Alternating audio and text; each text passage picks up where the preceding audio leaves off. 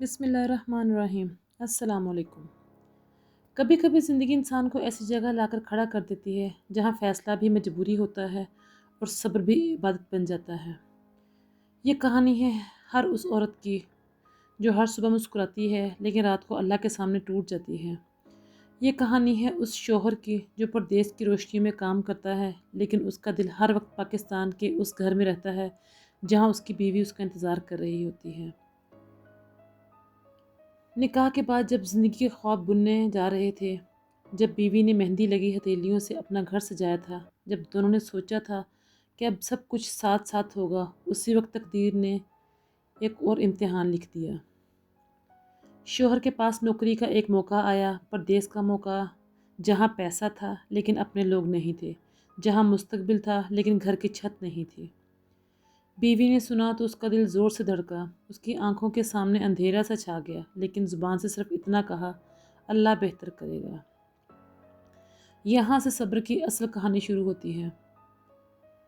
جس دن شوہر نے سوٹ کیس بند کیا، اس دن بیوی نے اپنے جذبات بند کر لیے، ماں باپ کے سامنے سٹرونگ، بچوں کے سامنے مسکراتی اور شوہر کے سامنے صبر والی۔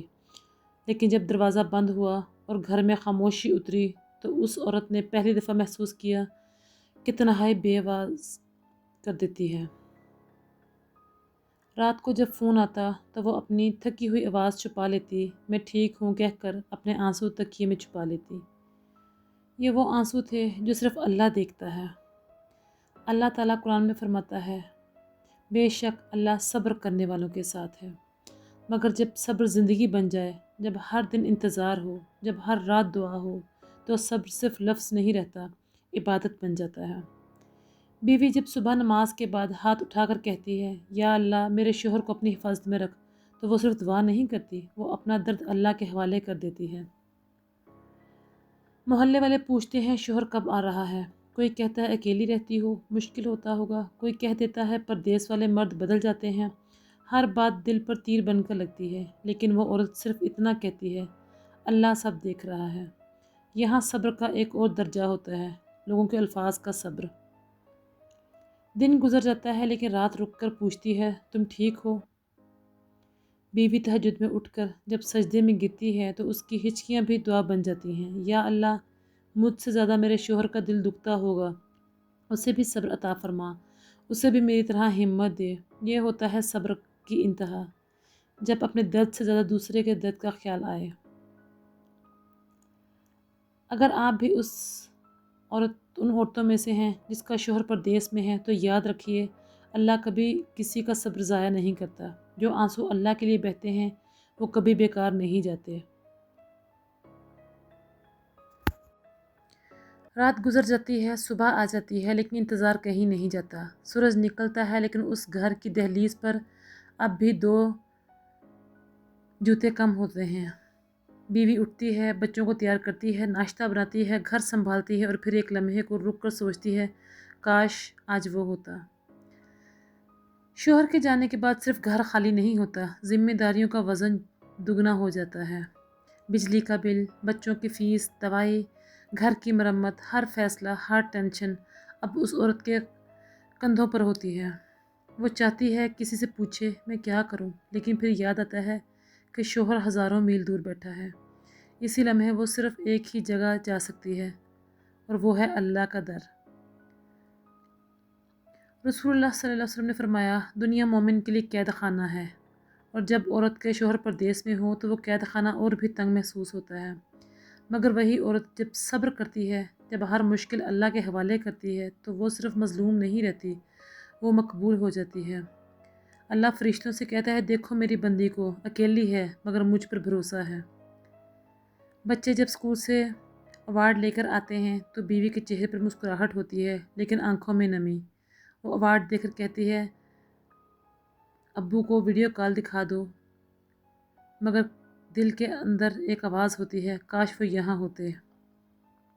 عید آئی، مہندی لگی، کپڑے نئے ہوں، لیکن جو ساتھ ہونا چاہیے وہ صرف اسکرین پر ہوتا ہے۔ اکیلی عورت دنیا کی نظروں میں اکثر کمزور سمجھی جاتی ہے۔ کوئی رحمت کی نظر سے نہیں دیکھتا، کوئی شک کی نظر سے دیکھتا ہے، کوئی حفاظت کی بجائے فائدہ اٹھانا چاہتا ہے، اور وہ عورت ہر وقت اپنی عزت کی حفاظت میں اللہ کو اپنا محافظ بنا لیتی ہے۔ وہ جانتی ہے اگر اللہ ساتھ ہو تو کوئی کچھ نہیں بگاڑ سکتا۔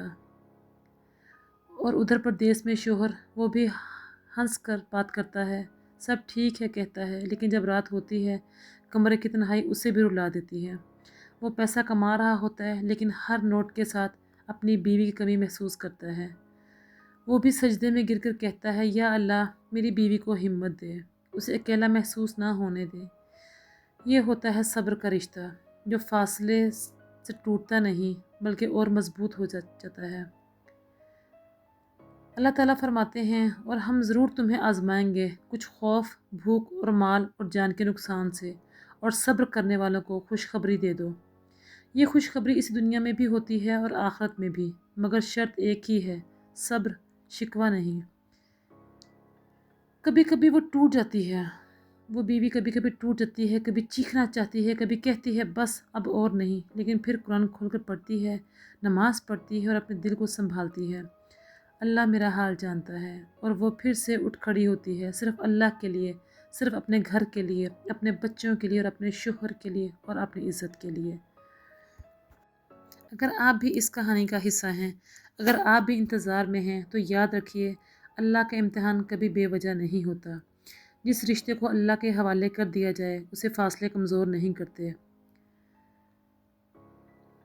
وقت گزرتا رہتا ہے، دن مہینوں میں بدل جاتے ہیں اور مہینے سالوں کا لباس پہن لیتے ہیں، مگر انتظار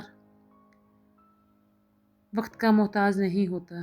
بیوی کیلنڈر پر لکیر لگاتی ہے، ہر گزرتا دن گن کر پھر چپ چاپ کہہ دیتی ہے، اللہ جانتا ہے، بس وہی جانتا ہے۔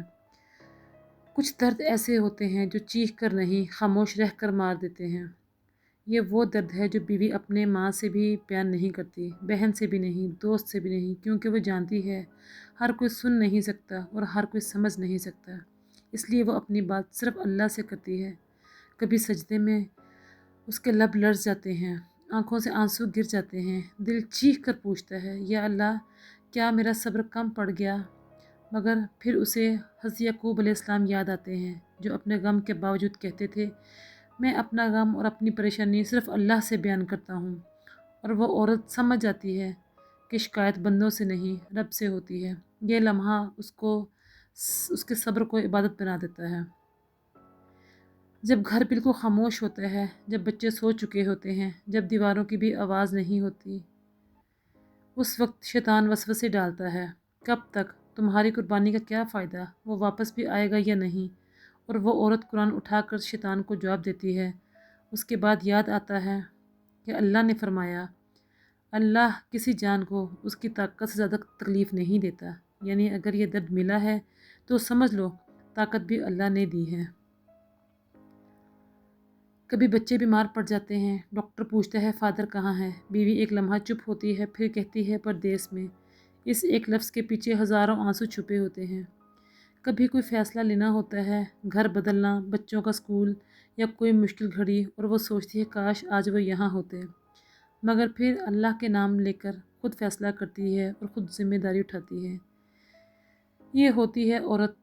اور ادھر پردیس میں شوہر روز محنت کرتا ہے، تھکا ہوا ہوتا ہے، لیکن بیوی کے فون پر اپنی تھکان چھپا لیتا ہے۔ وہ جب اپنی بیوی کی آواز میں تھکان محسوس کرتا ہے تو اس کا دل بھی رو دیتا ہے۔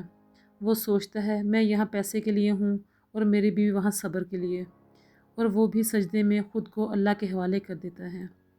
لوگ سمجھتے ہیں صبر صرف انتظار کا نام ہے، مگر اصل میں صبر اندر سے انسان کو بدل دیتا ہے۔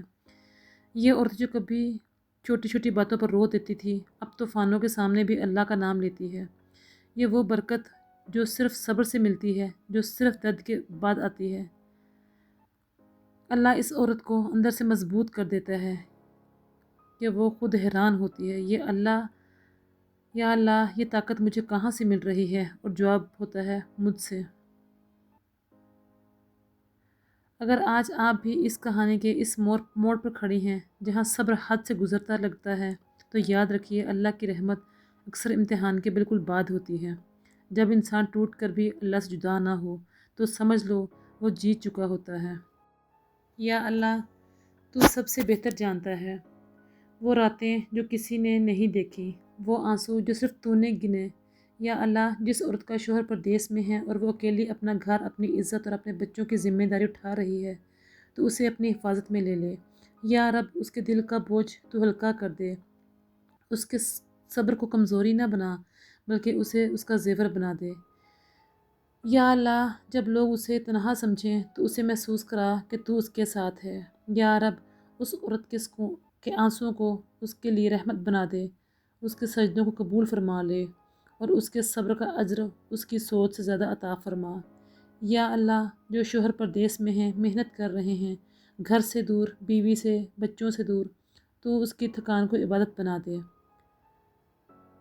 اس کے ہر قدم کو حلال رزق کا ذریعہ بنا، اس کے دل کو گناہوں سے محفوظ رکھ اور اس کے اپنے بیوی کے لیے آنکھوں کی ٹھنڈک بنا دے۔ یا رب شوہر اور بیوی کے درمیان جو فاصلے ہیں انہیں محبت سے بھر دے، ان کے دلوں کو ایک دوسرے سے اور اپنے سے جوڑ دے۔ یا اللہ جس رشتے کو لوگ فاصلے سے کمزور سمجھتے ہیں تو اسے ایمان اور صبر سے اور مضبوط کر دے۔ یا رب اگر ہم صبر میں کمزور پڑ گئے ہیں تو ہمیں معاف کرنا اور اپنی رحمت سے پھر سے کھڑا کر دے۔ یا اللہ ہمیں وہ صبر عطا فرما جو شکوہ نہیں شکر سکھا دے۔ یا رب العالمین جس گھڑی تو بہتر سمجھے شوہروں کو اپنے گھروں میں خیر و عافیت کے ساتھ واپس لا، اور اگر ابھی انتظار لکھا ہے تو اس انتظار کو رحمت بنا دے۔ یا اللہ آخر میں بس اتنی سی دعا ہے کہ جب تو فیصلہ کرے تو ایسا فیصلہ کرے جس پر دل بھی راضی ہو اور تو بھی۔ آمین یا رب العالمین۔